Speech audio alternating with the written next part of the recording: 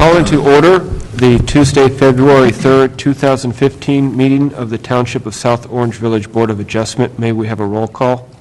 That's Mr. Don. Here. Mr. Descala. Here. Mr. Reeves. Here. Mr. Semper. Here. And Mr. Breen. Here.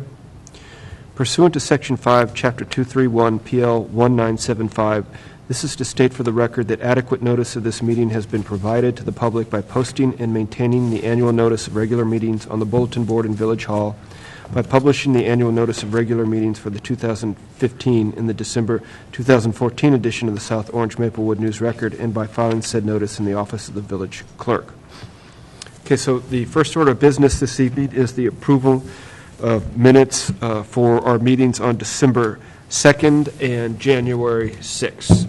So why don't we go to the December 2nd minutes that we received from Jetta.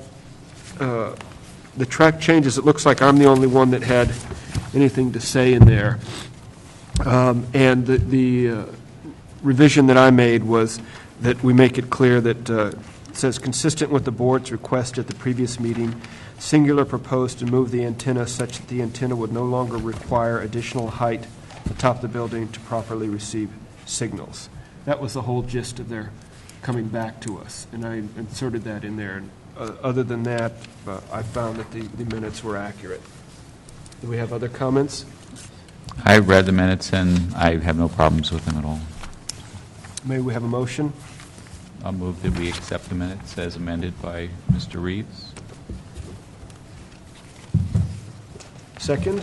I'll second it. Mr. Don. Abstain. Mr. Descala. Yes. Mr. Reeves. Yes. Mr. Semper. Yes. And Mr. Breen. Abstain. We move on to the January 6th minutes for 2015. And here, all I see is somebody ended the meeting at 8 p.m. from 9 p.m. to 8 p.m. That was me. You're a real stickler, aren't you, Bill? So, I wouldn't think it took us 2 hours to do all that. so It wouldn't be a record by any means. yeah, so I obviously didn't find anything. It was a very short, perfunctory meeting. With that, I think it's fine. Can we have a motion? I move to accept it as amended. I second. And Mr. Don. Yes. Mr. Descala. Yes. Mr. Reeves. Yes. Mr. Semper. Yes. And Mr. Breen. Yes. Okay. So now we move on to the main business at hand, which is the application for completeness. And this is case 1017, St. Paul's Outreach at 315 Self Place. Applicant is seeking a D variance for rear and side yard setbacks. Okay, Ms. Birkenwald, would you like to come forward?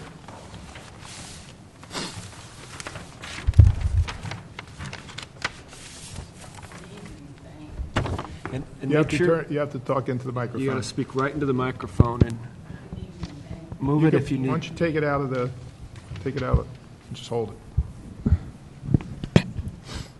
Good evening. Thank you for hearing me at this relatively short period of time. And your plan to review this very quickly, and my client just appreciates it. He couldn't be here tonight.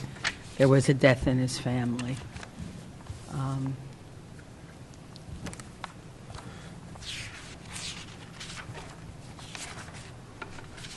So do you want you want us to go ahead and go over, I usually structure it based upon the planner's comments, and then we go line by line, or would you like to, do you have a preface of anything that you would like to say about this application?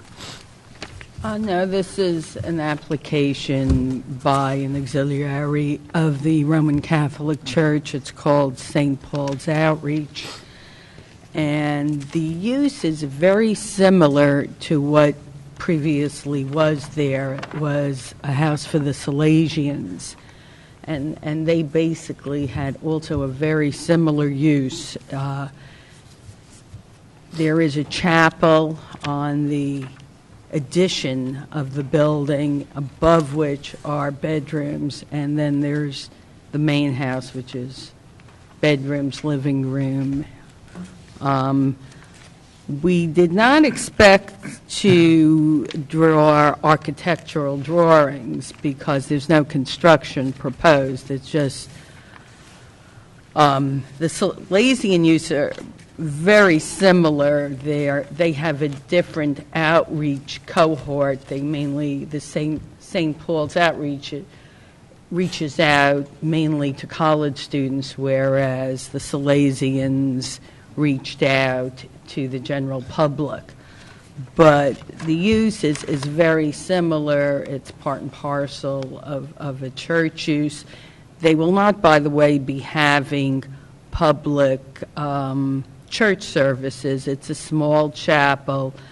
I think that there are 24 seats, and any church use is really more private for those that they seek outreach to, not for just anyone in the neighborhood.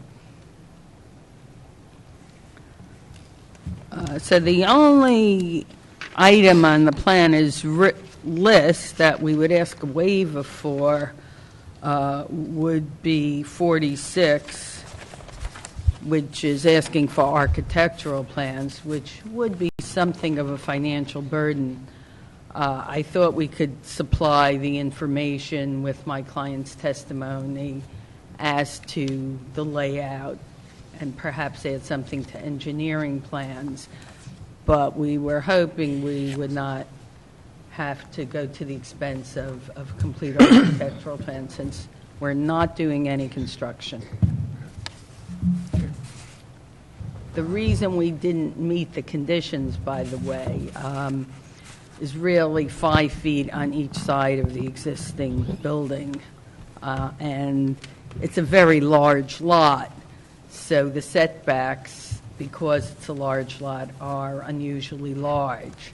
So I think if you look at the survey, I don't want to argue the case, but the conditions that we don't meet are not really onerous conditions, or really, we're not really close to anybody's house.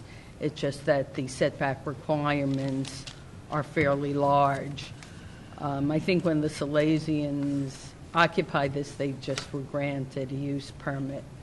Nobody ever noticed that the setbacks were 5 feet short. I'm going to interrupt just for a second and let the record reflect that Mr. Parlapiano has arrived, and I assume you don't object, Ms. Birkenwald. Oh, no. He came in here just as you began speaking.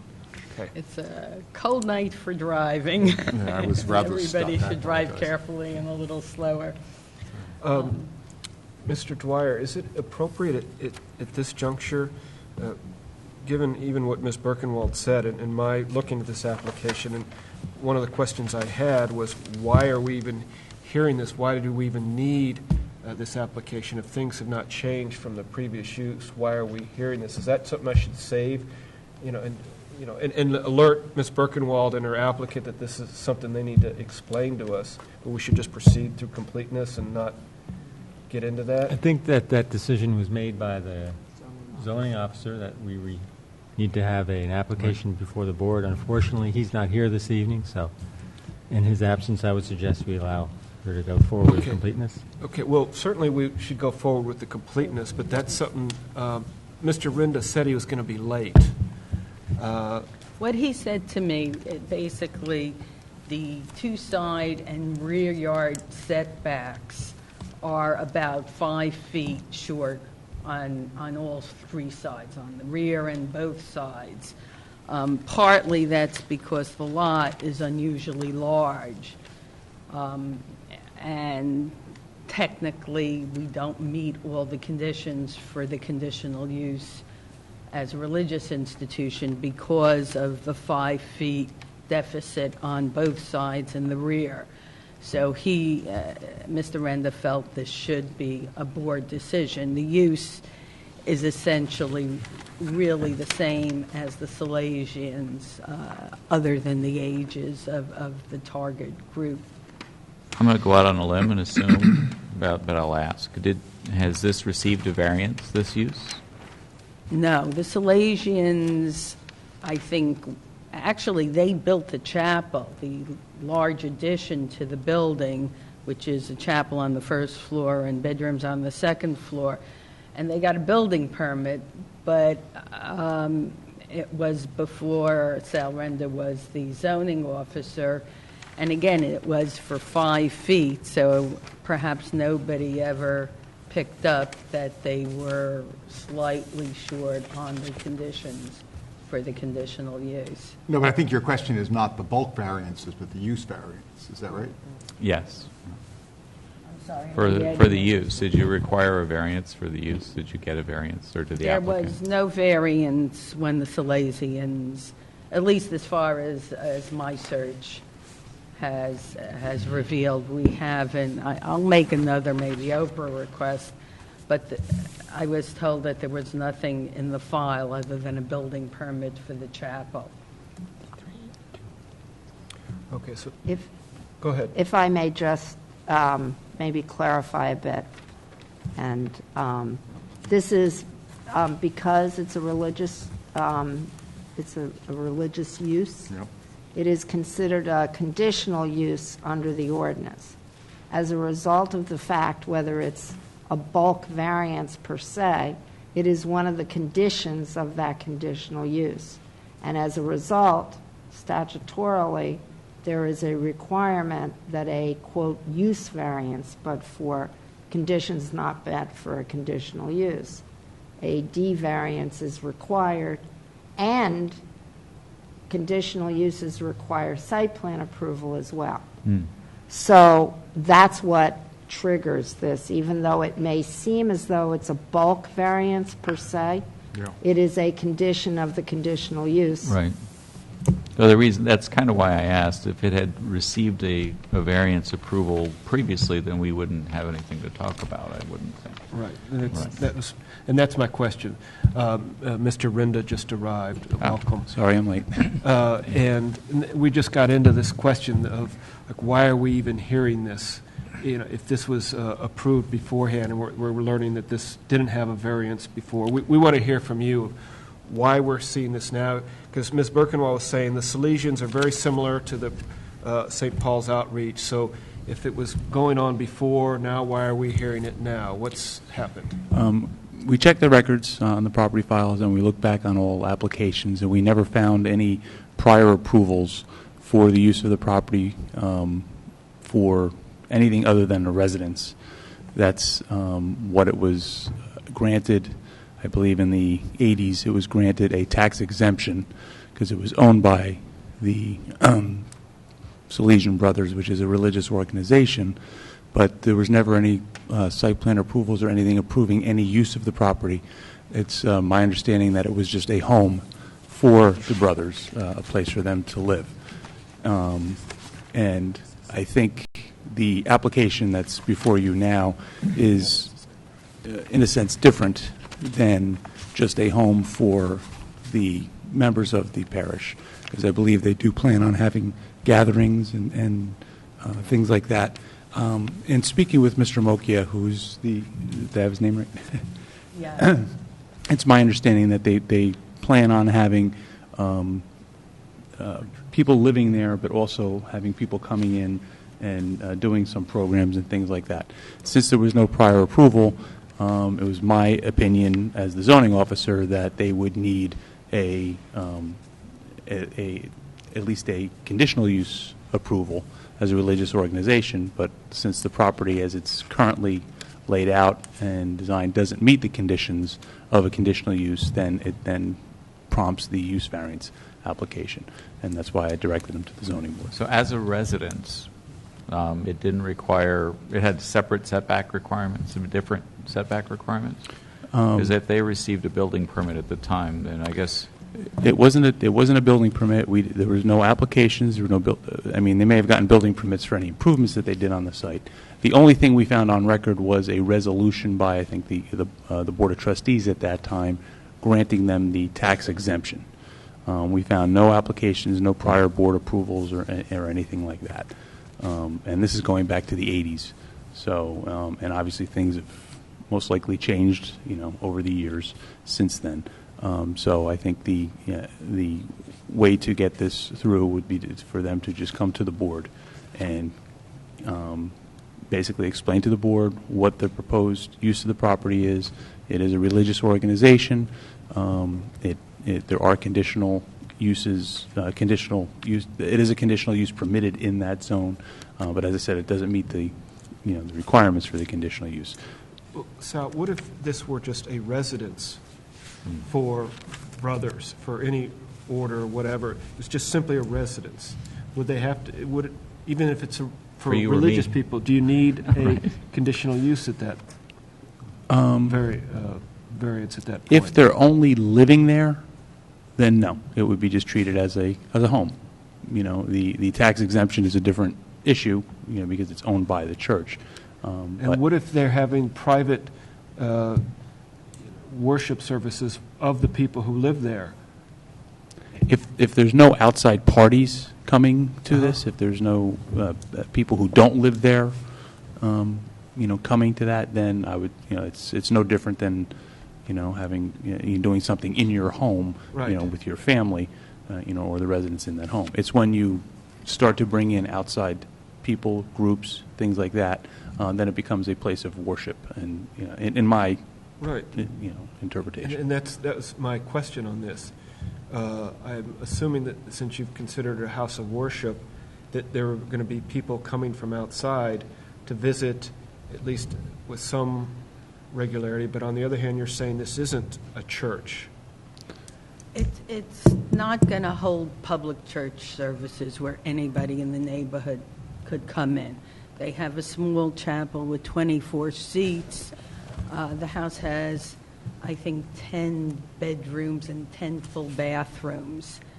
So it's primarily residential, but they will have smaller gatherings. If they have a large gathering, it'll be at Seton Hall.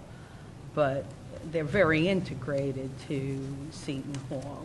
It's really an auxiliary of the Roman Catholic Church, but it's a separate nonprofit corporation. That's just the way these things are organized.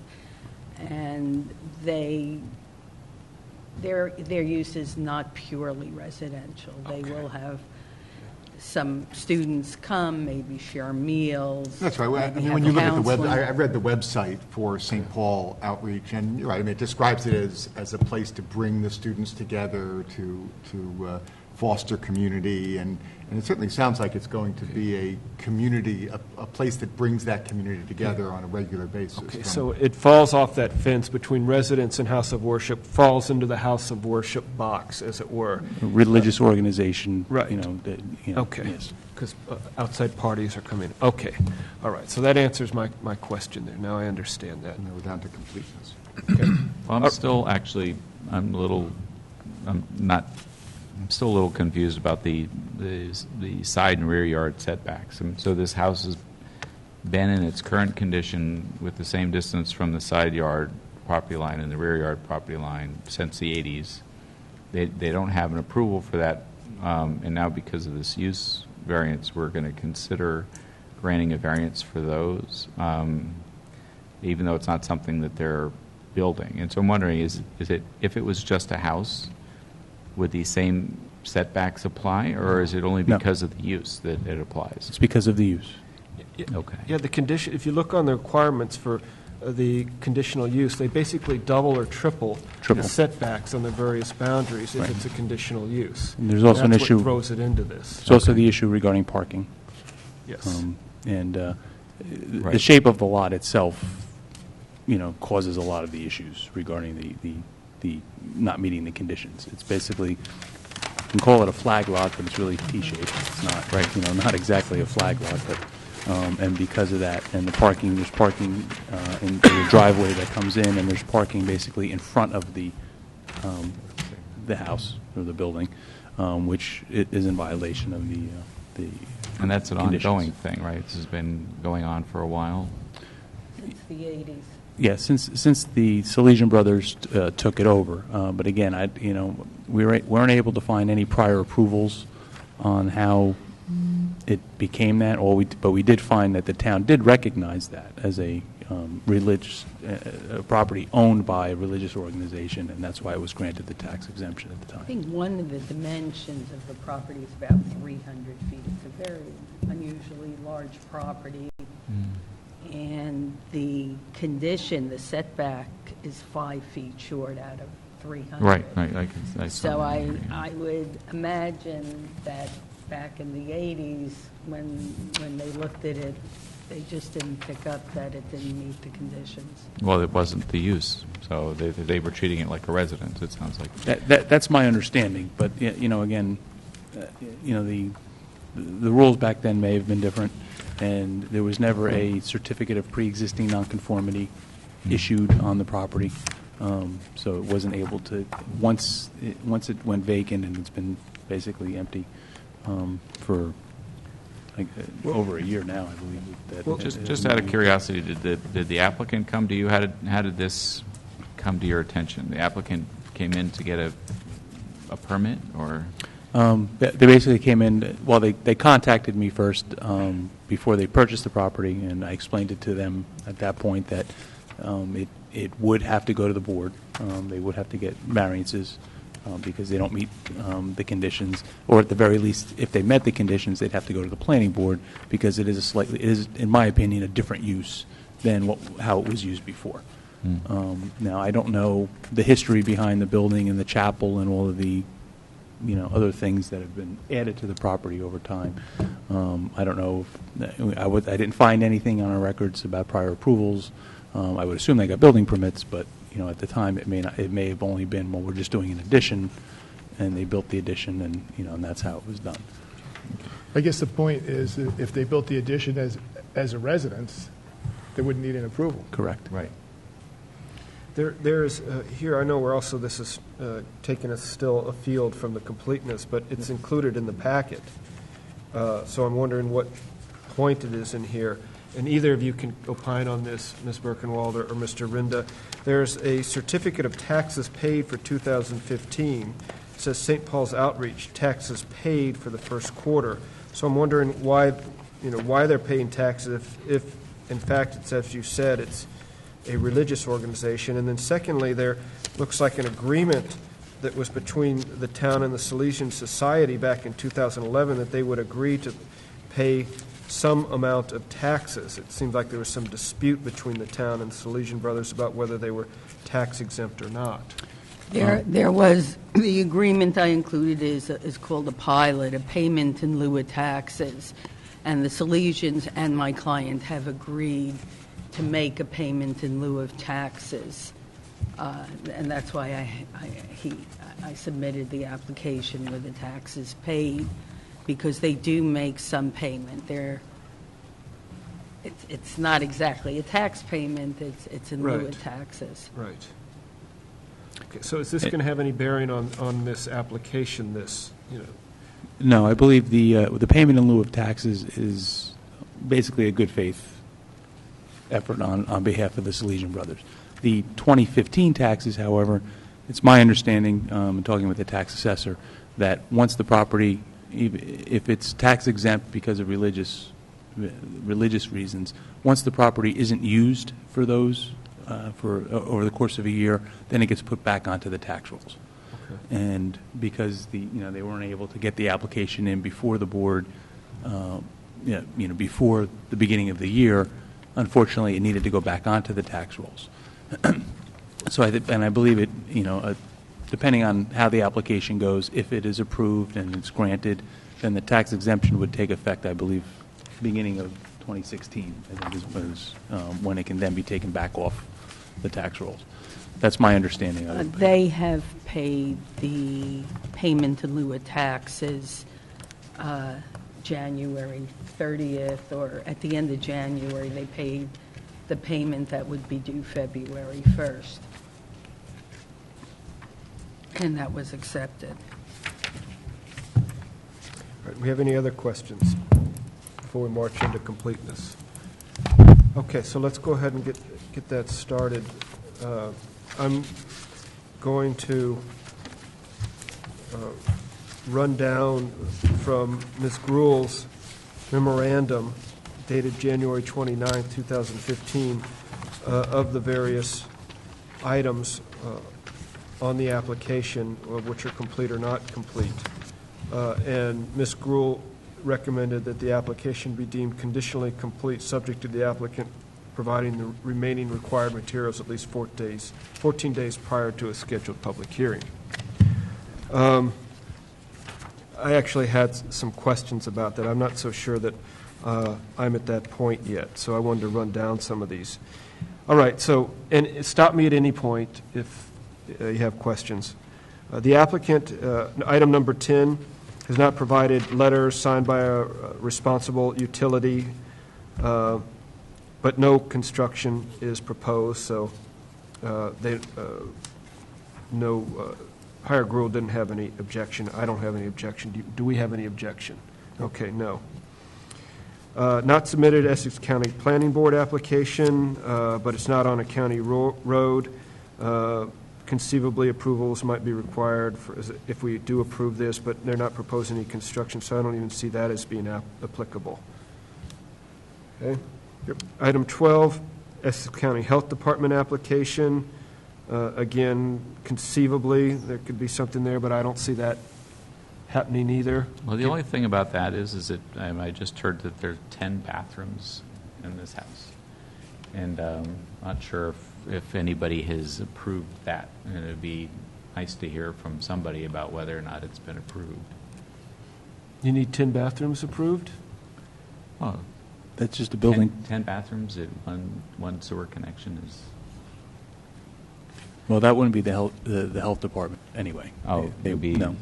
the utility company? Well, the 10 bathrooms would have to get approval through the building department to install the bathrooms. Okay. And if the only utility issue that the town would be interested in would be the sewer line in the street, Right. which would have the capacity to handle 10 bathrooms. That's not the problem.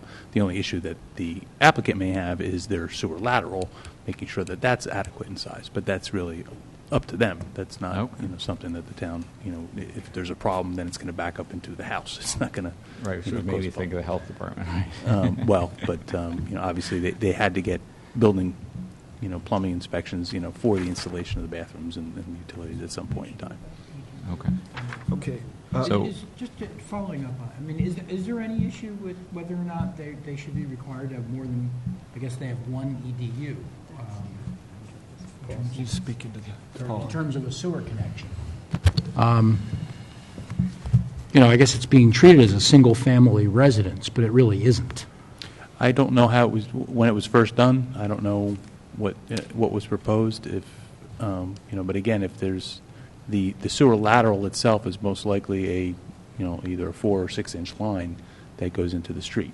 If they were to try to improve that or increase the size of that, then they would have to get a road opening permit. We would have to go to the utility authority, make sure that they could handle additional capacity. They're not proposing any addition to the building. They're not increasing the number of bathrooms or anything like that. At least not at this point. So if they were to do that, then it could conceivably increase the volume of flow in their lateral and ultimately into the main in the street. But right now there's no issues with the main in the street that I'm aware of. There hasn't been any problems. And if they wanted to increase capacity, now if this was a large scale development, it would be a different issue. If you were adding 200 units, then you take a look at and you do a study and you make sure that the sewer capacity is there, and that the joint meeting has the ability to take on the additional flow in the line. But that's not the case here. It's an existing, and I don't know how many people will be using the building at any given time, and the flow is basically a peak flow that you have to take a look at. If they're flushing all 10 toilets at the same time and running the sinks all at the same time, most likely it's still not going to be an issue. Okay. Move on? Okay. No application to the Hudson Essex Passaic Soil Conservation District. Again, they're not proposing any construction. If we require them to build a berm or something, I suppose, in the back, maybe they're going to be disturbing the soil, but there is none planned. Well, Right? at this point, construction. correct. But Everything has been there since the 80s. the only thing I would say to that, and it probably won't meet the threshold, but depending on how the parking is evaluated and handled and configured and explained, because I have a lot of questions about the parking. So that would be soil disturbance, but I think you have to disturb more than 5,000 square feet before you have to go to that board. So, but that would be conditioned. Right. Very later anyway. Yeah. I'm happy to make that a Yep. condition. Okay. Not submitted any copies of DOT or DEP approvals. That's Department of Transportation and Environmental Protection. Okay. And what would that be for, Ms. Gruhl? Not sure, but It's on the that's why checklist. normally Mr. Dwyer has as a condition under anything, the broad Okay. scope, that any outside agency approval is a condition. Okay, all right, that's normal then. That's what we, make that a condition of any approval, potentially. Okay, item number 15. Now we're getting into things that I have some questions about, and I think you do too, Mr. Don. The applicant has not submitted a digital copy of the site plan, but this is the site plan that we have here, yes? That's a hard copy, yeah, we haven't, and we haven't received a no, we didn't. They're supposed to send an electronic copy. Okay. So do you have a digital copy, Ms. Birkenwald? I don't, but I'll call the engineer. I would imagine that's not a difficult thing to have you know. Okay, so that hasn't been done. Okay. Let's move on to item 16. The applicant has submitted a site plan, but it does not include all required signature lines. So that needs to be added. Now, that would be if we approved. Isn't that correct? Well, you're supposed to It should be include there. It should be on the anyways. plan. Right, so that should be added. Okay. The applicant has not submitted photographs of the property. Now, Ms. Gruhl didn't take exception to that, but I think I may take exception to that. This is, Ms. Birkenwald, this is a property that I didn't even know existed, and I live in Montrose. And I suspect other people on the board weren't aware that it existed. And you're proposing now a religious organization. It's not just a house. We've established that. And we can't even see it from the street. We'll provide photographs. So, I'd like to see that as a condition of completeness. I'm not willing to just say, oh, we'll wait for it. This is, I think, would be essential to your application. I think it'd be very important to have copies of this. Have the planner provide photographs. She was unavailable at the time I filed the application, but we will provide photographs. The applicant has not submitted a traffic/parking impact assessment. Mr. Don, what are your concerns? Well, I guess my concerns are, A, I would like to see clearly on a plan what exists, because the plan that we have, I assume that this is existing conditions, but there's also notes on it talking about pavement to be removed, so it's like everything is on one plan. I would like to see what exists and what is proposed, and some sort of clear explanation of how the parking is calculated, how it's provided, and is it legal the way it's provided, or is it just sort of what exists now? Because I guess there's 8 spaces on the site. I don't know if that's the right number, based on the number of bedrooms in the space, or the number of seats in this chapel, or the combination of the two. I don't know if it's how the calculation is done. Is it done based on the largest room? The calculation was done based on the chapel, which has 24 seats, so it requires 8 parking spaces. Under Reese's, a house has a maximum requirement of 3 parking spaces, but there's an overlap between the use of the chapel and the residents of the house. Additional Seton Hall students that may come to the house will walk over. This is Well, you're giving a short testimony walk. now. Pardon? You're giving testimony now, so I'm just trying to explain it, but yes, I'll have people testify as to Yeah, I'd that. like to see this as, again, there's this whole page here is essentially things that aren't complete. And I think in any religious organization, parking, it often comes down to, as you know, parking is a significant issue. And it may not be an issue in this case, but let's establish that at the completeness stage, rather than wait and then come back with something that itself may not be adequate. I want to know where the parking spaces are now, if they propose to change their size. And you did provide the information about the 8 for the 24 seats, and that does follow the town's requirements. But I think, what else do we need to know about the parking?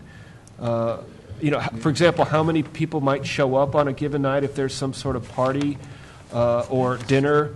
Are you going to put in extra parking spaces, or is it just 8? When the hours that people will come and go? I think when it comes to a parking and traffic study, that basically comes down to what the proposed uses of the property are going to be.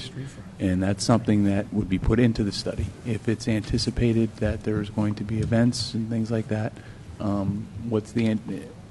what part of the building is being used, how is it, how is that functioning, and how do you determine how many parking spaces are required? That's something for the applicant to put forward. Say, we plan on using the space for these types of events or uses. like the Opus Dei house, which is on Montrose.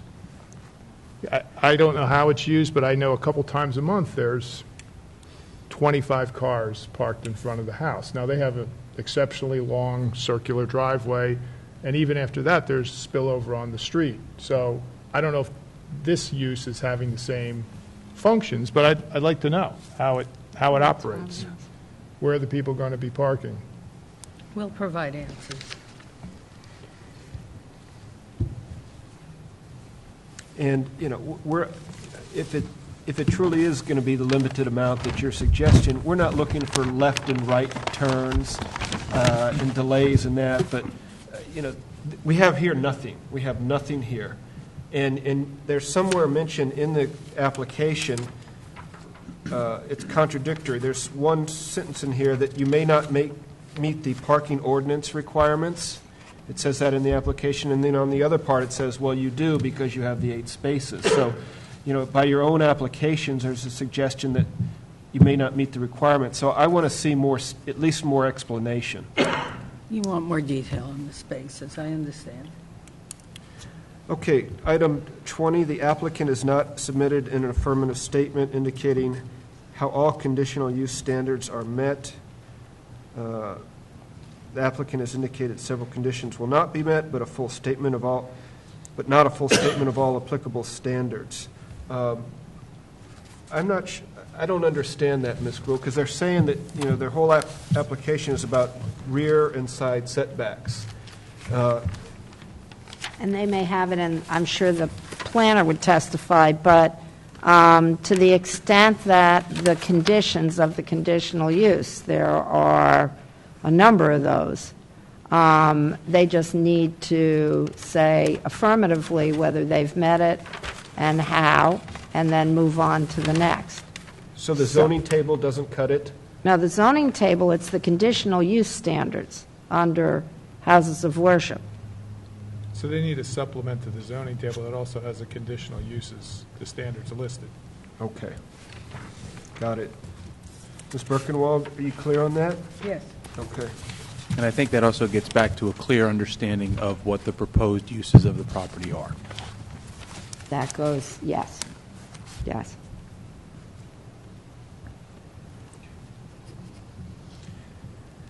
Item 25, the applicant has not submitted a plan that includes a lot and block number of the property within the title block. So they just need to add that. Okay, so that one, you don't think that's a reason to hold this up, that item in particular? Okay. I'm not going to object to it. Anybody have any concerns about that one? Okay. The applicant has not included the telephone number of the record owner of the property on the plans. I didn't even know that was required, but It's not on there. That's a small thing, but it kind of, to me, signifies as part of the larger picture of there's a bunch of things that need to be done for this application. That by itself is not a deal breaker. It doesn't appear to be anywhere in the application either, so. Yeah, it'd be nice if it was somewhere. It needs to be on there. We didn't know who the owner is and how you contact them. If they're already redoing the site plan, Mhm. these are technical details that should be included on the site plan, and that's already a need to redo those. We'll So, provide Mr. yeah. Marsh's, The applicant has not submitted information about historic districts. Okay, so it's in Montrose Park Historic Districts. And how should they, what do they need to do as far as identifying the district? Well, the checklist requires the identification of any historic district if the site is in it. So it's just a question of stating on the site plan that it is within the historic district. And as a result of that, there may be some questions that come out of that, but it's fact-based. Okay, so that needs to go on a revised site plan then, correct? This is the building. Yes. Okay.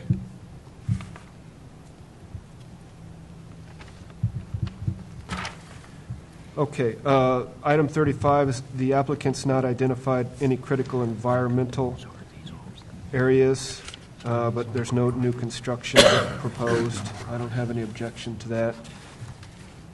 Okay, the applicant has not identified the location of existing trees. Again, there's no new construction proposed, so I think, Only as any modifications to the parking area may be affected. So if in the development of the parking, trees are going to be removed, I'd like to know. right. So if you're moving trees, Ms. Birkenwald, then, we'd want to see that. Otherwise, the board doesn't have a problem with granting this waiver. We'll avoid trying to move any trees. There shouldn't be any need for it. The applicant has not submitted a landscaping plan. Again, no new construction is proposed. And again, to the extent you're moving anything around, parking or otherwise, then a landscaping plan would be in order.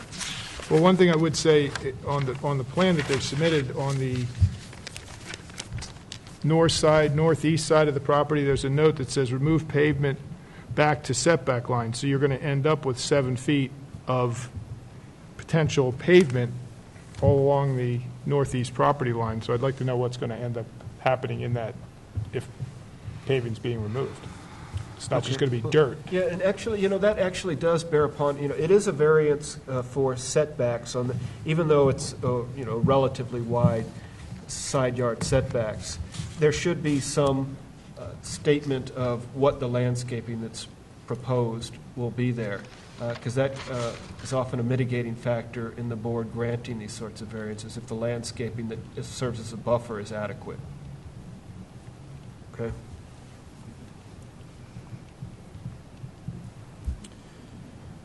Okay, the applicant has not provided a developer's agreement with the village that addresses affordable housing, but again, no new construction is proposed, so I don't have any problem with granting that waiver. Anybody else? Okay.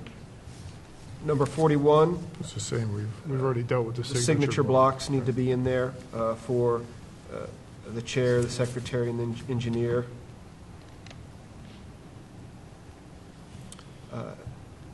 The applicant has, this is 42, has not submitted confirmation that all federal, state, county, and local permits have been obtained. This is one of our, We often let Put that that in, go yeah. as a condition of approval, and I have no problem with that. Yep.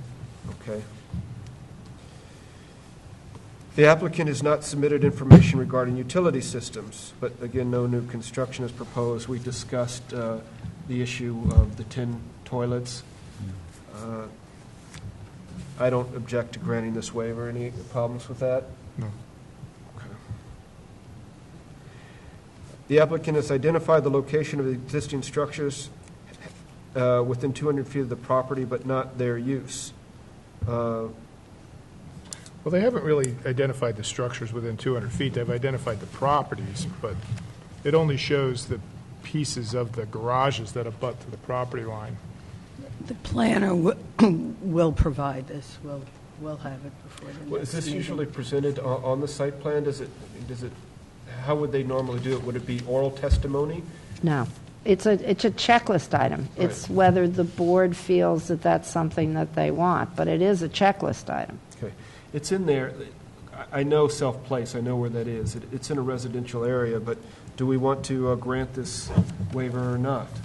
Do we want to know the fact that it is all residences there? Yeah, I mean, we know it's residences. I want to know, I would like to see where they are relative to particularly the parking that's being proposed. Okay. So that needs to be done also. Item 46, the applicant has not submitted architectural plans and elevations. I would like to see plans.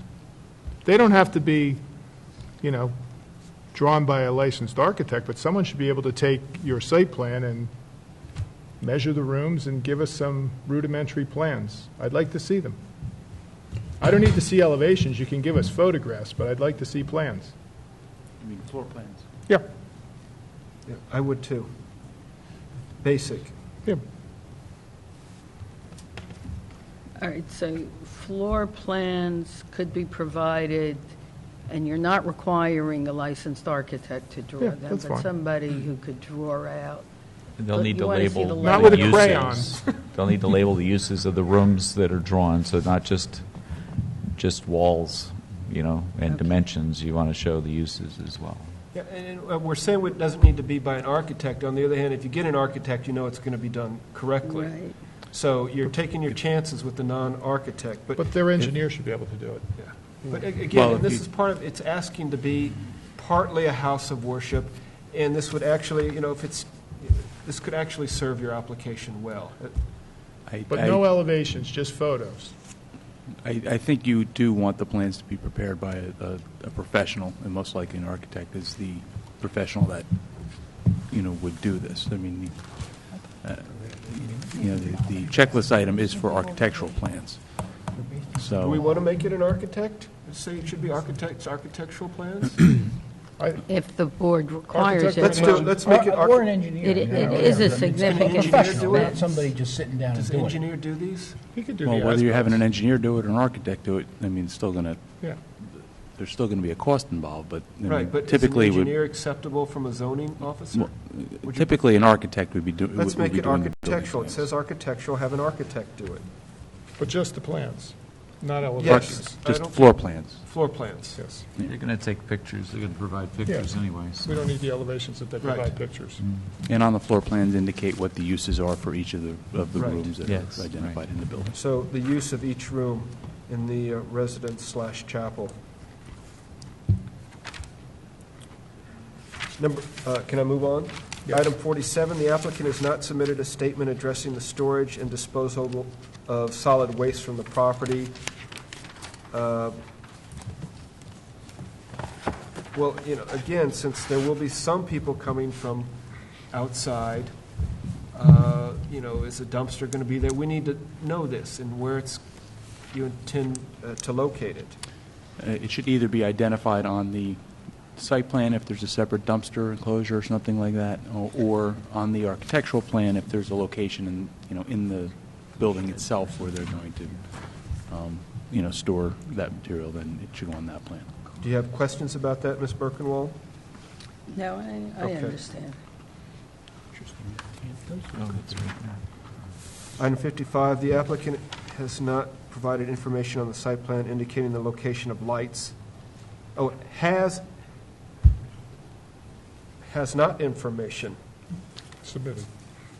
Applicant has not information on the site plan indicating the location of lights, but has not submitted a light. There's something wrong here. Yes, there's a typo, obviously. It's like Steve Martin when he says some people have a way with English language and others not have way. Not have a way. So there's some lights indicated, but. There are some lights that are on the plans, Oh, so that the but word not they don't visible. necessarily, they don't have the level of detail. I think it would be good to have a lighting plan, because again, if there's floodlights shining into the neighbor's backyard, now's the time to get rid of them. This is And- a decidedly residential area. Yes, Yeah. and I have personal experience with this, so it's no joke. Yeah. So we need a lighting plan.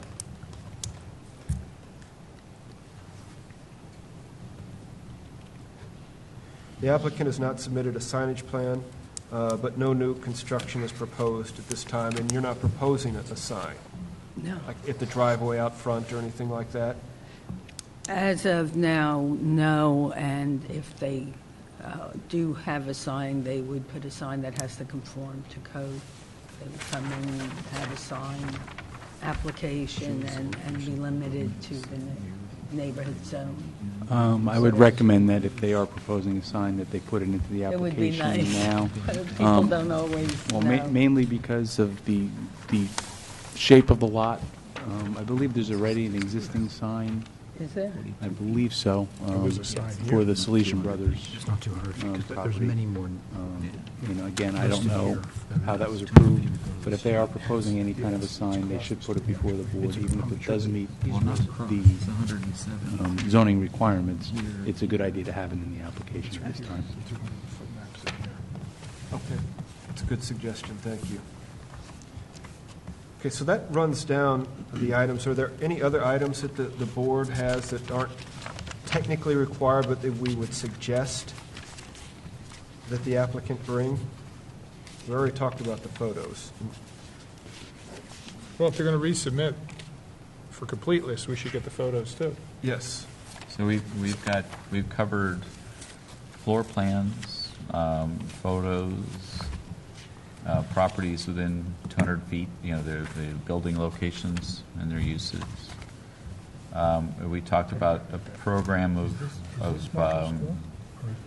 use and hours. Did we talk about that at all? We didn't talk about that at Well, that's all. not a checklist item. That's not a checklist item. That would be, Right, you were saying whether it's required or not, things that we might want them to bring. right. Go ahead to Ms. Birkenwald. What will we be looking for? It's not part of completeness, but what Right. we would be looking for. Typically, when we talk about a use variance, especially a use where people congregate or religious uses, or same with nursery schools and stuff like that, we look for some kind of a schedule of events and uses on weekdays and weeknights or weekends, and when people arrive and depart, and how the programming for the use might go. So some kind of a sketch of the programming in a schedule form. Just remember, it's not a use variance. It's a conditional use. The use is not a variance. Okay. No, because you just said I use did, variance. yeah, okay. typically with the use variance, right? Well, essentially, since they don't meet the conditions, though, it is, in a sense, it's a D variance. Conditions And it's we don't related to So- the use. are 5 feet on each side. Yeah. Well, On each lot. But in addition, Maybe parking, maybe not. right.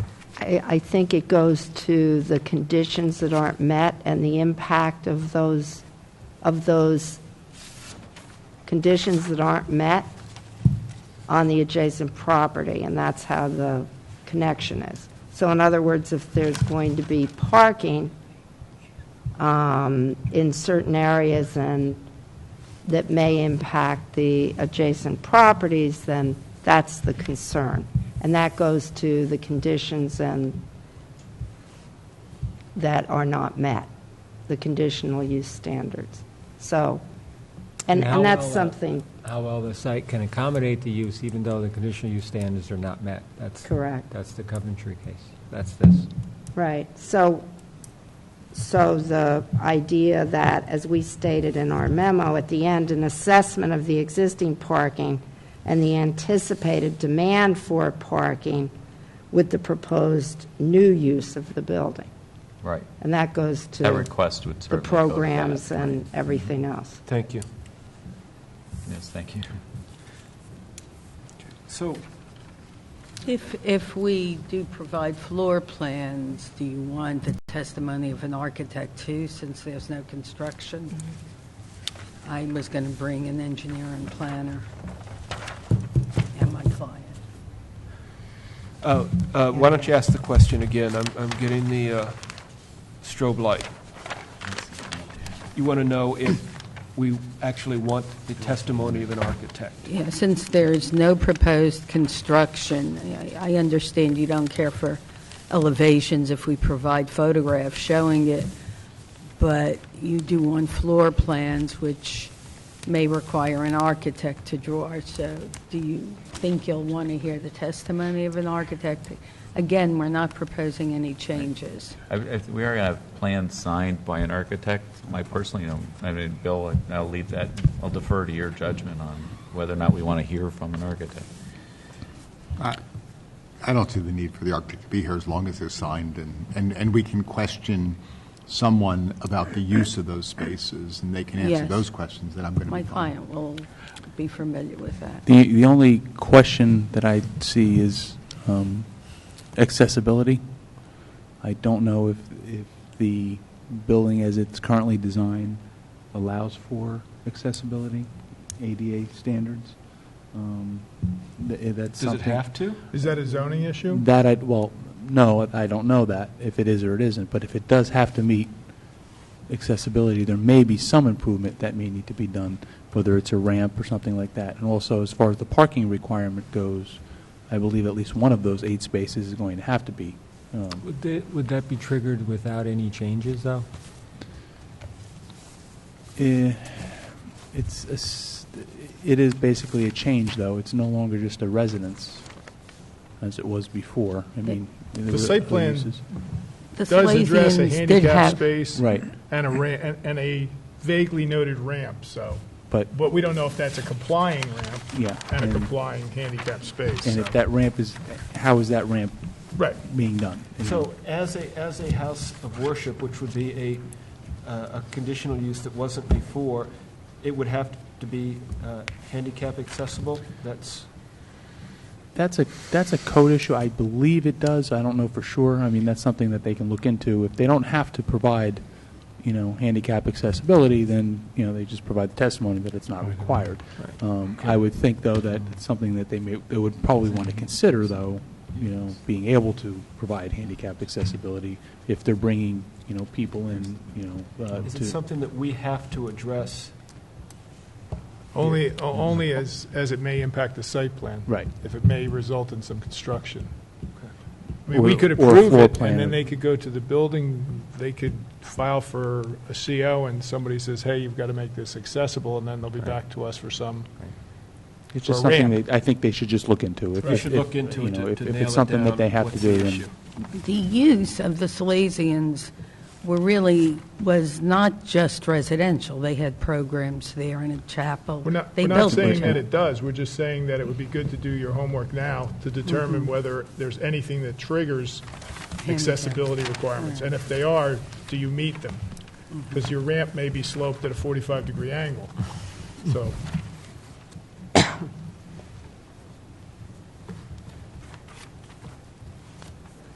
Ms. Birkenwald, do you have other questions? No, I'll try to get this in time so we can go to the next month. Well, but you know, obviously there's in your a lot. defense, you tried to get this thing done quickly, and you got it in quickly, but you can see there's still a number of things that need to be nailed down. In my opinion, given all the things that need to be done, I'm not in favor of deeming it complete here, just because there's so much stuff that we need to see from. Now, other people may object, and I know we've, in the past, certain items can be conditions of approval, or they didn't really matter. This, to my mind, sort of tips the other side, where there's just so much stuff that's essential to this application that is to be provided at completeness.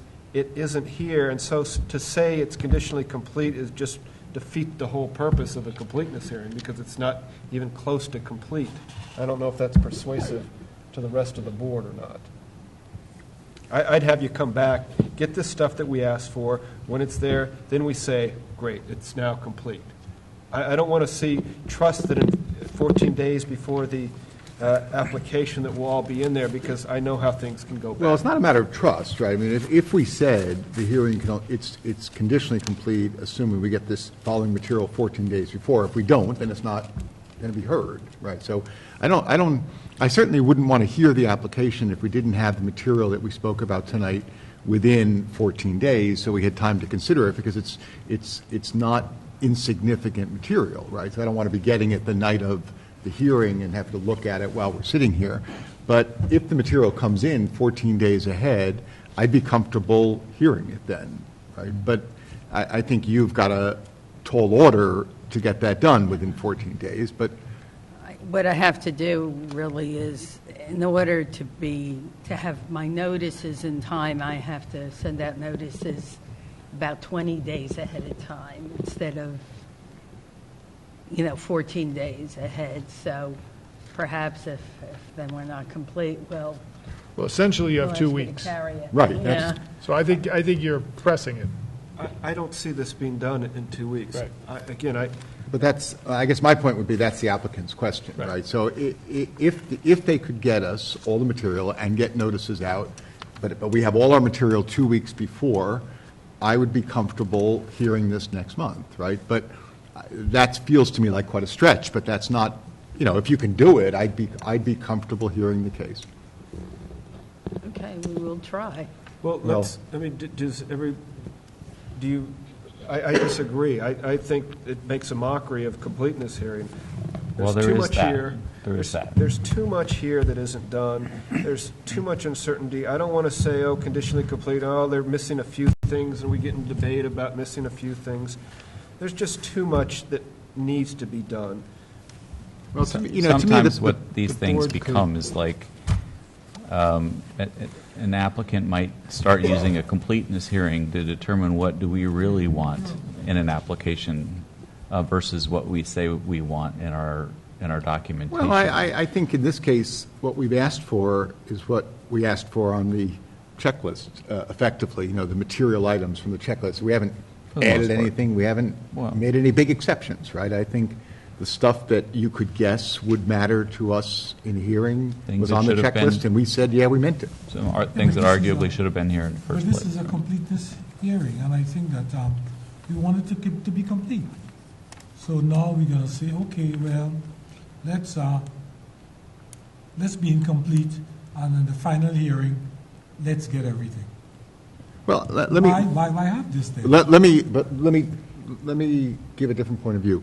The reason for this hearing is to make sure that when we get to the hearing where we hear the case, we have the material we believe we need to decide the case, right? That there's not gaps in the documentation when we get to the hearing, and that we've had enough time before the hearing to look at that material. That's the reason for this hearing.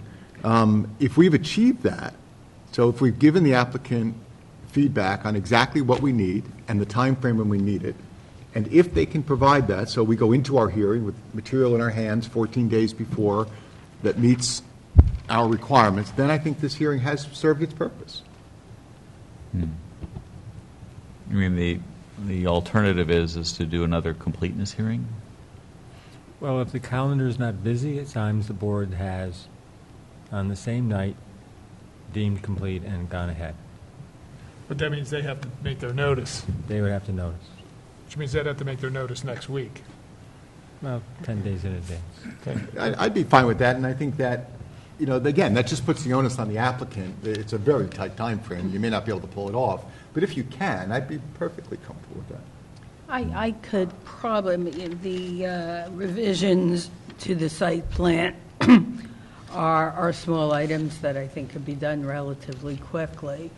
The one thing that might take a little time and great expense is full architectural plans, but They're not just, full. room sketches I think might what not take the that board's long. saying, Elaine, is, look, there are items they need to deem this complete.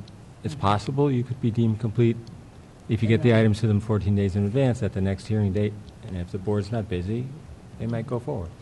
So I'll notice, and if for some reason the board doesn't want to hear it, we'll I guess my concern carry is, it. they get some of the stuff in, and, it's at 14 days, and then we're at the actual hearing where people are there to hear the actual application, and some of the stuff is in and some of it's not, and Rusty, I would be happy to say that if some of the stuff is in and some of it's not, we don't hear the case, right? Well, That's, except we've already deemed it complete. And so maybe. no, if we don't- haven't deemed it No, complete. we've We've deemed deemed it it complete conditionally. conditions. Conditions, but If the they could- conditions aren't met, then we wouldn't hear the case. Right. And So then it's- we've come here, and townspeople will be here. Wasted time, occupied the docket. an auditorium. Yeah, I mean, we've done this before, Mike. We have. It's just in this particular case, and I know I've also experienced how things get thrown at the last minute, and we sometimes go, oh, okay, we'll take it. And we could do that again, too. I think, look, you can do either way. It's not the earth is not going to shatter whether you do one or the other. Why don't you make a motion that you accept it, conditionally complete if everything's in it 14 days, and let the board vote on it? I'll make a motion that we deem this application conditionally complete, subject to the conditions that we've discussed, and I don't have them all written down, so I can't read them through, and that if that documentation is not provided within 14 days before the hearing, then we would not hear the application at the next meeting. Okay. Do we have a second? Okay, so we don't have a second. So that motion fails. So may we have another motion? I guess the motion needs to be that it's not complete. Is that correct? Correct. Anybody to make the opposing motion? I move that the application be deemed not complete, and that we get the items that we've discussed submitted, and then we have another completeness review before we hear this case. Well, okay, before this motion is completed, because you can discuss between the primary motion and the second, I think. Can't you? I mean, in any case, if we deem it incomplete, can we simply at the hearing itself determine whether it's complete or not, and just do it that way, so they still can get it to us 14 days in advance, and we won't be held to any statement of completeness prior. I'm not smart enough to understand what you just said. Well, in other words, we could say it's incomplete at the hearing and not hear it. And in the way that we're going now, if they could submit something that's not to our liking, and we'd kind of be fixed hearing it. No, that's what we don't want to have happen, is we set up an actual hearing date where we have townspeople here, and we say, oh, it's not complete, everybody go home. That's part of why we have a completeness hearing. Yeah, if it's the only thing on the docket, I guess. Yeah.